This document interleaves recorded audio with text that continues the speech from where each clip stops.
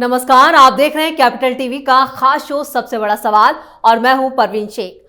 राजा से रंक बनते देर नहीं लगती, ये बात भारत के पड़ोसी देश बांग्लादेश पर फिट बैठती है। शेख हसीना के हाथों में जब तक बांग्लादेश की कमान थी तब तक बांग्लादेश तेजी से विकास कर रहा था, लेकिन शेख हसीना के तख्ता पलट के बाद बांग्लादेश की हालत एक भिखारी की हो गई है, जहां हालात पाकिस्तान और अफगानिस्तान से भी बदतर हो चुके हैं।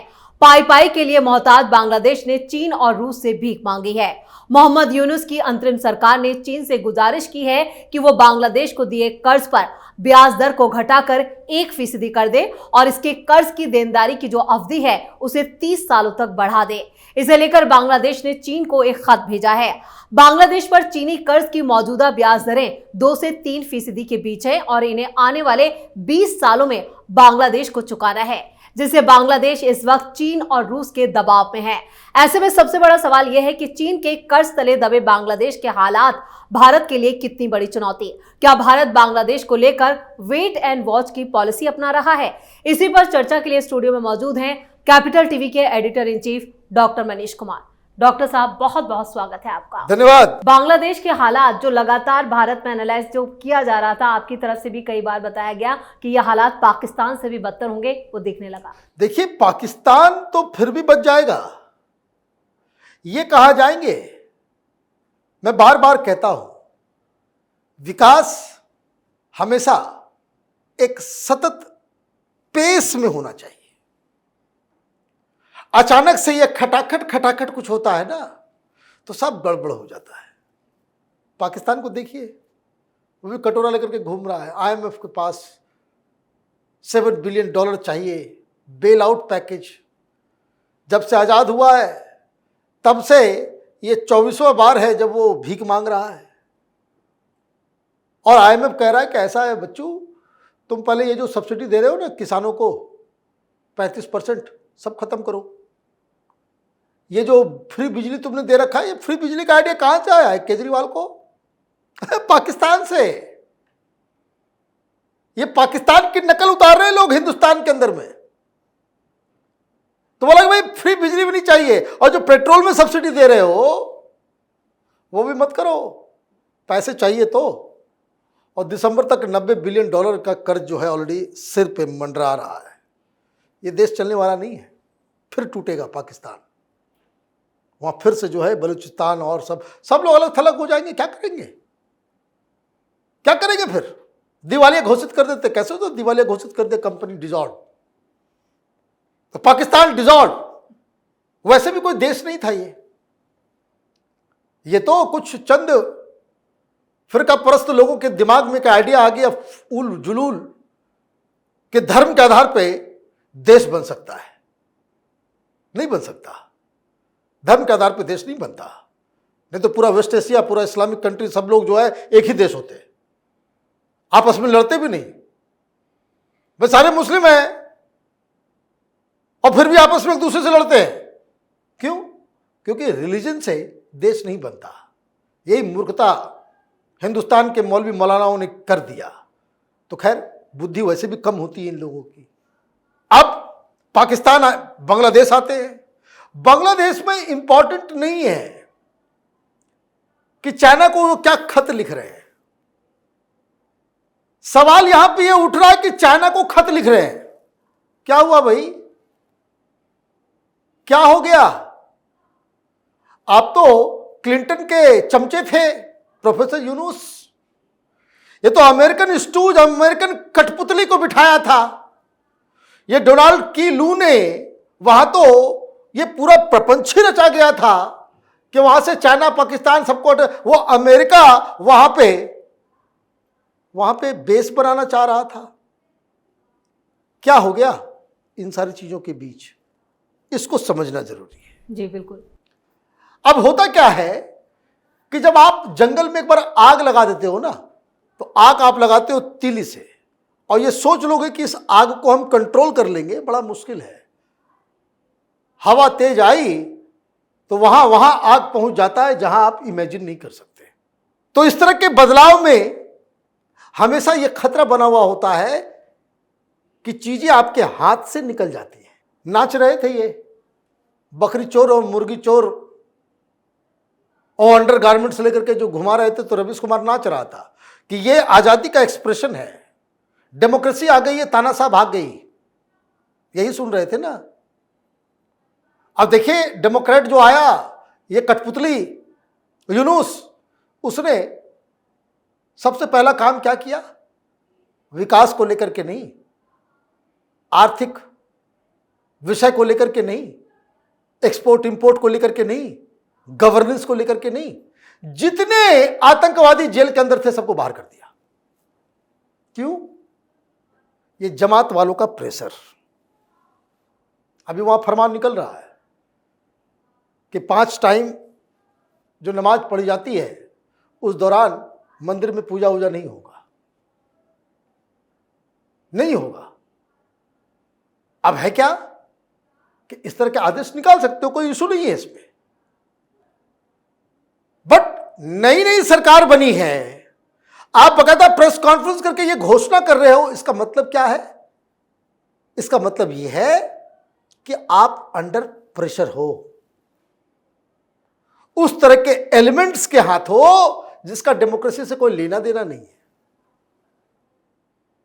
वो एक चूहा एबीटी का आया, टेररिस्ट ऑर्गेनाइजेशन ने बैन था, उसका चीफ को बाहर कर दिया, हॉस्पिटल से वीडियो बनाया उसने। वो कह रहा है कि भाई आप तो यहां पे इस्लाम का झंडा फहराया जाएगा, इस्लाम के नाम पे ये देश बना था, तो पाकिस्तान से मिलवा लो, पाकिस्तान की गुलामी करना, पंजाबी बोलना, है ना। और जिस तरह से तुम्हारी बहू बेटियों की जो इज्जत लूटी जा रही थी पाकिस्तानी आर्मी के द्वारा, वही करना। तो उनको खुली छूट मिल रही है। जो इस तरह की बातें करने वाले लोग हैं, और ये फैसिलिटेट कर रहा है कौन? भाई हॉस्पिटल का वीडियो बाहर आता है और सरकार उसको फैसिलिटेट करती है कि देश वो पूरे बंगाल में वो घूमे। क्यों? कि ताकि आप लोगों का ध्यान बदल सके। ध्यान बदलने की आवश्यकता क्यों पड़ रही है? क्योंकि this government is under pressure. और मैं आपको बता रहा हूं, ये प्रोफेसर के बस की बात नहीं है।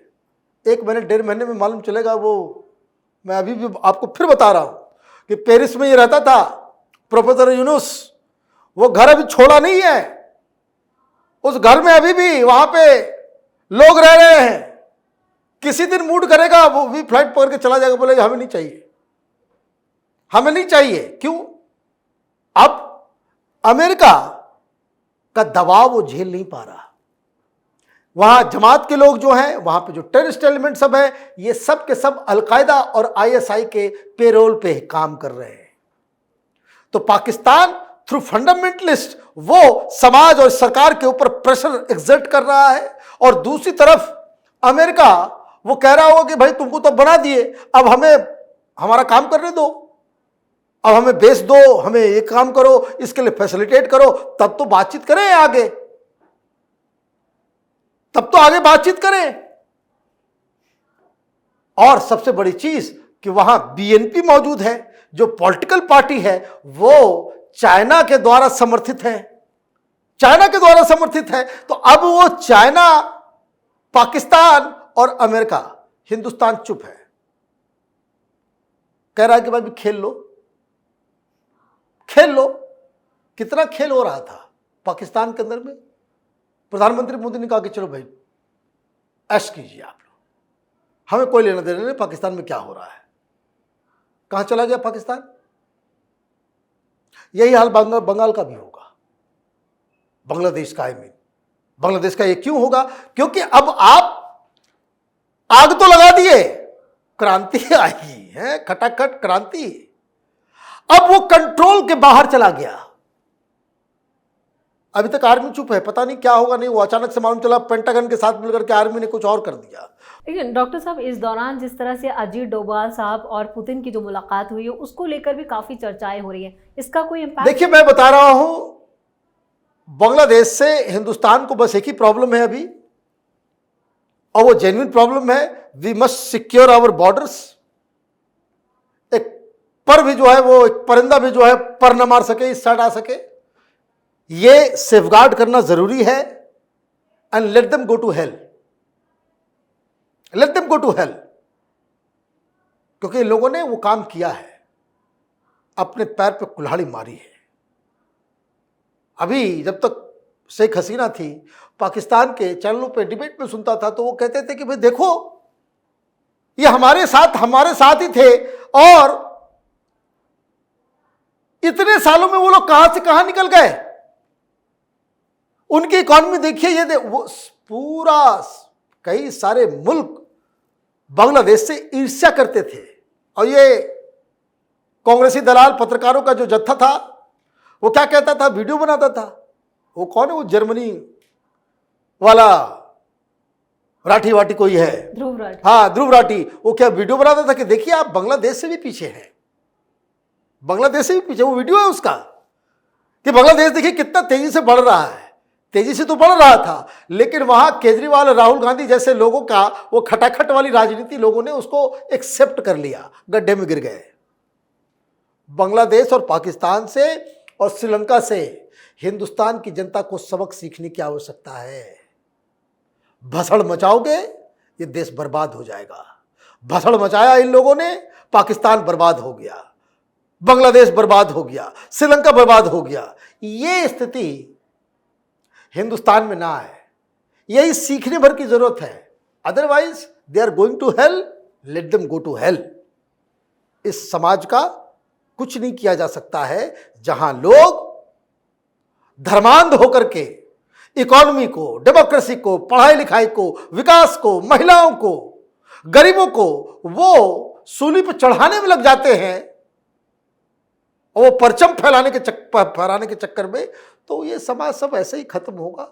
इन लोगों को सीख लेना चाहिए, इस तरह के लोगों को, कि भाई देखिए वेस्ट एशिया में क्या हो रहा है, सऊदी अरब में क्या हो रहा है, वहाँ यूएई में क्या हो रहा है, कैसे मॉडर्न इथॉस को वो लोग एक्सेप्ट कर रहे हैं। हाउ पूरी दुनिया के आंखों का तारा ये लोग बन रहे हैं। लोग यूरोप को छोड़ छोड़ करके वेस्ट एशिया में, इन देशों में जाकर के रहने के लिए लालायित हो रहे हैं। तुम लोग जहन्नुम बनाने जा रहे हो, तुम लोगों ने जहन्नुम बना दिया।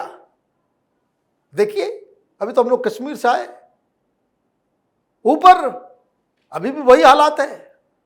वो सब मीडिया वाले अपना कहते रहे, हालात वही है। कारण कि आप एक बार दलदल में घुस गए तो दलदल से बाहर निकलने का रास्ता ढूंढना चाहिए, वहां पे हाथ पैर नहीं चलाना चाहिए। चलिए, इस तमाम जानकारी के लिए और सटीक विश्लेषण के लिए आपका बहुत बहुत धन्यवाद। बांग्लादेश अब पाकिस्तान की तरह पूरी तरह से कंगाल हो चुका है, यानी चीन जो चाह रहा था वही हुआ है। क्या अब बांग्लादेश की सरकार चीन के हाथों का खिलौना बनकर रह जाएगी, या फिर अमेरिका अपने मकसद में कामयाब होगा? यह आने वाले दिनों में साफ हो जाएगा। लेकिन इस बीच भारत के एक्शन पर भी दुनिया की नजरें हैं। सबसे बड़ा सवाल में इतना ही। वीडियो की खबर कैसी लगी कमेंट करके अपनी राय जरूर दें। वीडियो को लाइक करें, शेयर करें और कैपिटल टीवी को सब्सक्राइब जरूर करें। नमस्कार।